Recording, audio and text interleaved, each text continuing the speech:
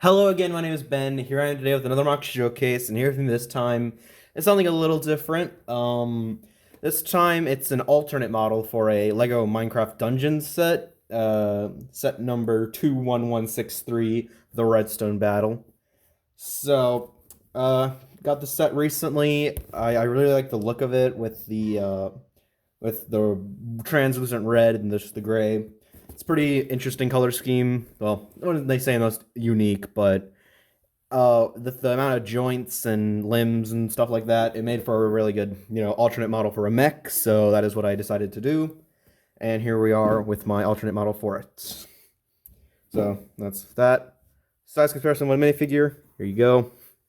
It's pretty larger than the two builds in the set originally. So there's that. It's a better look at it. Complete stand stuff. Okay. Not the most stable one with the slightly blocky torso, but we'll get to that in a minute. A few other things. Alternate or spare pieces. A bunch of those. Some tiles in there. Some of these bricks.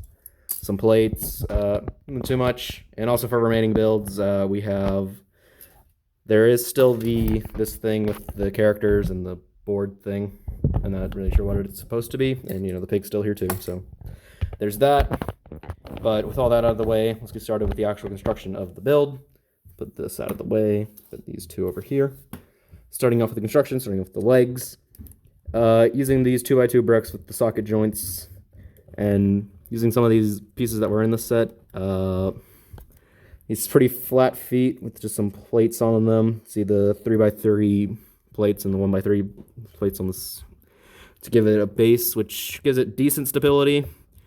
But as you saw earlier, it has its own issues. You see on the sides here, some of these 1x2 bricks with the trans red, acting as the redstone, and then just light grays with the regular stone. See some tiles, some more tiles on the bottom of the foot here, giving it the appearance. Here's just the back of it.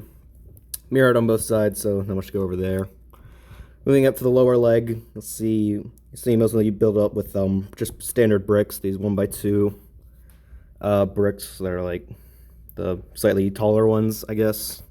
There's the socket joint right there.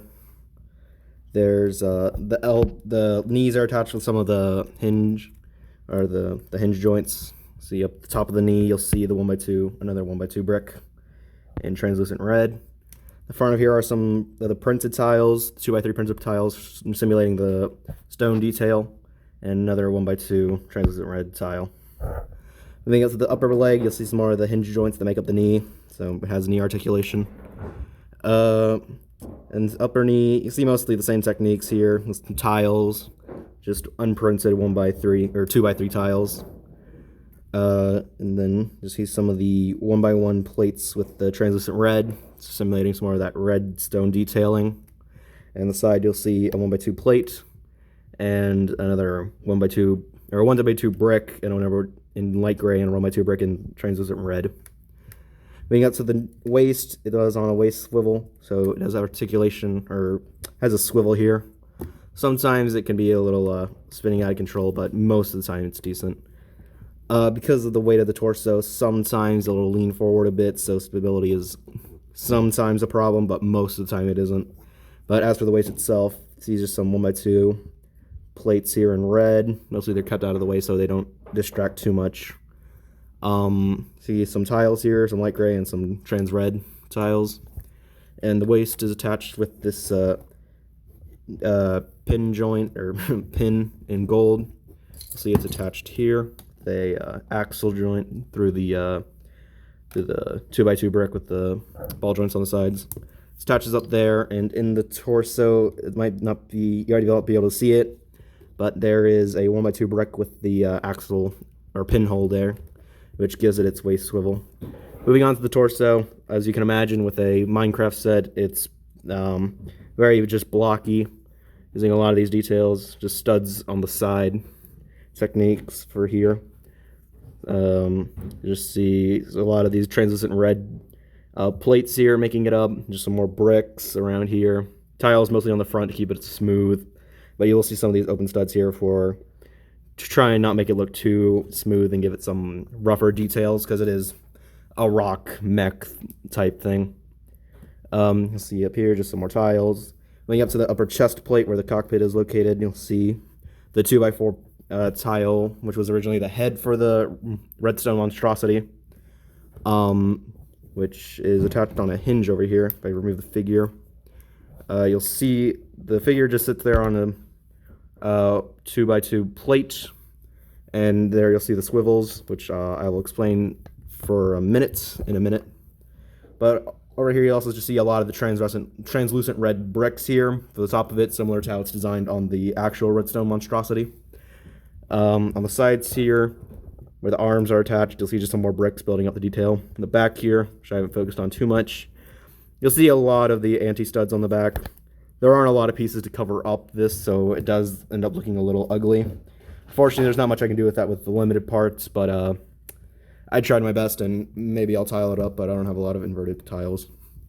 But you can see just a lot of the framework and how it's built. The top of the torso, you'll see using the 1x2 bricks with the clips on them, and using these like clip pieces with the pins in them, or bars. I attached some of the minifigure accessories. These ones specifically are for the hooks. They're mostly just there to give it some sort of detail, acting as sort of like trophies for fallen players, I assume, or was the intention. And also up here you'll see some of these crystals they're meant to be, just using some of the 1x1 plates and just topping them off with tiles. Now the construction for the arms is using mostly the parts from the redstone golem, specifically the mixel ball joints. So for the upper arm, you'll see this how using the mixel ball joints, you'll see the 2x2 brick, or 2x2 plate with the mixel ball joint sticking out. The back here, just 2x4 to keep it all in place. More of the printed stone detailing tile, 1x2 tile on this bottom here. These parts here are just using translucent red studs on top of 1x2 translucent red plates, and then this is the inverted tile there, because it's using this piece here, which is this 1x2 plate with a 2x2 anti-stud, so which is how I got it to this sort of appearance, to give it more bulk on the sides. I also used some of these pieces in the legs and the feet, specifically how to get them with the studs on the bottom of them. So they're pretty useful for that. The lower arm is a bit thin because there weren't a lot of parts left to give it a lot of the needed bulk, so it does come off looking a little scrawny, which is unfortunate. The arm itself, just using 2x4 on the bottom and some 2x3s on the top of it, and another 1x2 tile. The hand does take influence from the redstone golem's hand, which is this really bulky construction. The fingers aren't really adjustable because I already used the pieces that were on the golem for these adornments. But on the side here, I attached a 1x1 clip, or 1x1 brick with the clip on it, and using another one of these bar pieces with the bar hole in it. I used one of the minifigure daggers, so act as sort of arm blades. So yeah, this has some offense. It can be adjusted from the front to, hide it away. The fingers are these clip pieces, or mirrored on both sides, so not much to say there. But that kind of does do it for the main construction. I did, however, add this feature here where I can fold this up, take off the head from the back, which is basically the exact same head construction from the redstone golem attached to this empty space right here. And then now it's kind of just its own living creature, like a sort of powered up form of the normal redstone golem, just making it a lot bigger. Personally, I like to fold these down, kind of hide them away to make it seem like it just, because the metal or the silver piece is kind of obstructed a bit in that form. So I kind of like it looking like this. And I think it looks pretty nice like this. I kind of wish I could use the normal redstone monstrosity head, because I think it would give it more of a presence, because this one's a little small. but I kind of had to take a lot of pieces from that for this one. Maybe someone else can think of something better, but this is all I have for it. But with that being said, that kind of does it for this video.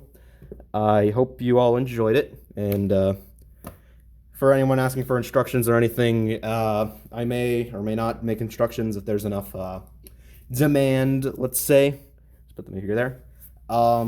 So yeah, if just people say that they want one, I'll probably make one. This one shouldn't be too bad for instructions, and I don't know when they'd get made, but they'd get made eventually. Usually the same way I usually do them with a stop motion video. But with all that being said, I hope you all enjoyed this video, and I don't know when I'll make another video, but I really did enjoy making this alternate model, so I hope you enjoyed it as much as I did, and I hope you stay tuned next time whenever I do make a video, which is who knows when it'll happen, but I hope you'll stay tuned for when it does. But with all that being said, again, I hope you enjoyed it, and with all that, goodbye.